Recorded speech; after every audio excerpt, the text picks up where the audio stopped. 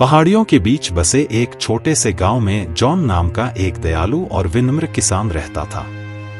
John अपनी उदारता और अपनी मामूली जमीन पर उगाई जाने वाली खूबसूरत फसलों के लिए जाने जाते थे।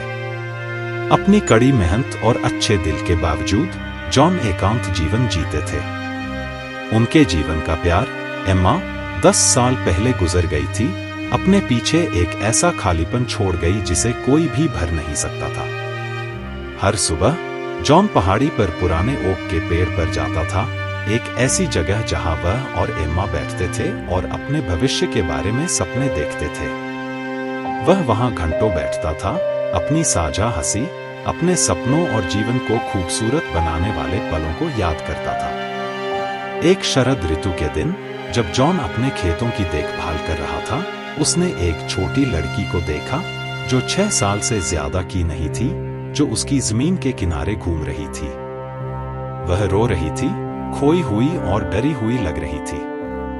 जॉन ने उसके पास जाकर धीरे से पूछा कि क्या वह ठीक है। अपनी सिसकियों के जरिए लड़की ने बताया कि वह तितली का पीछा करते हुए अपना रास्ता भूल गई थी। जॉन का दिल उस छोटी लड़की के लिए दुखी हो गया।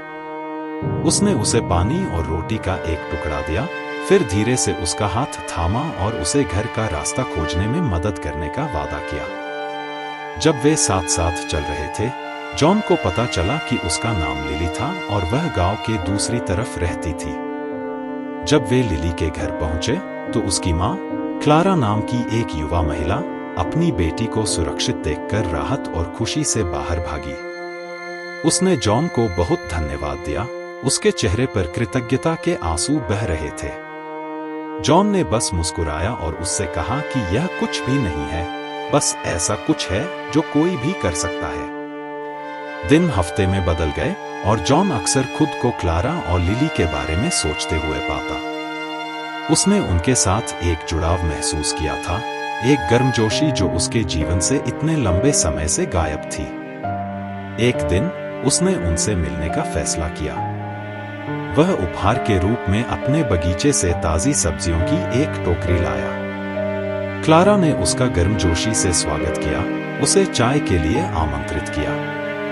उन्होंने घंटों बातें की, अपने जीवन की कहानियां साझा की।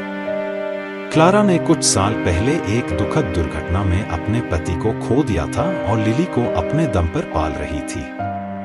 जॉन को उसके लिए गहरी सहानुभूति महसूस हुई, वह किसी प्रियजन को खोने के दर्द को समझता था।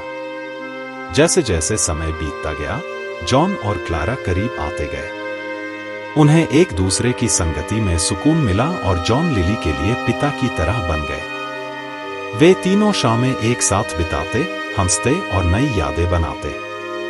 एक शाम जब वे चिमनी के पास बैठे थे, लिली जॉन की गोद में चढ़ गई और उससे अपनी मां के बारे में एक कहानी सुनाने के लिए कहा। जॉन ने क्लारा की ओर देखा, जिसने मुस्कुराकर सिर हिलाया। उसने एक खूबसूरत और मजबूत महिला की कहानी सुनानी शुरू की, जिसने जीवन की चुनौतियों का सामना शालीनता और दयालुता से किया। जैसे जैसे वह बोल रहा था, क्लारा को एहसास हुआ कि वह लिली को न केवल उसकी मां के बारे में बता रहा था, बल्कि एम्मा, उसके खोए हुए प्यार के बारे में भी बता रहा था। क्लारा की आंखों में आंसू आ गए जब उसने आगे बढ़कर जॉन का हाथ थामा। उस पल वे दोनों समझ गए कि प्यार ने उन्हें फिर से पा लिया है, उस तरह से नहीं जैसा वे पहले जानते थे, बल्कि एक नए, खूबसूरत रूप में। वे एक परिवार बन गए थे जो साझा दुख और नई खुशी से बंधा हुआ था। सालों बाद उसी पुराने ओक के पेड़ के नीचे जॉन क्लारा और लिली के साथ बैठा, जो अब एक युवा महिला थी। वे अतीत के बारे में बात करते थे, वर्तमान को संजोते थे और भविष्य के सपने देखते थे।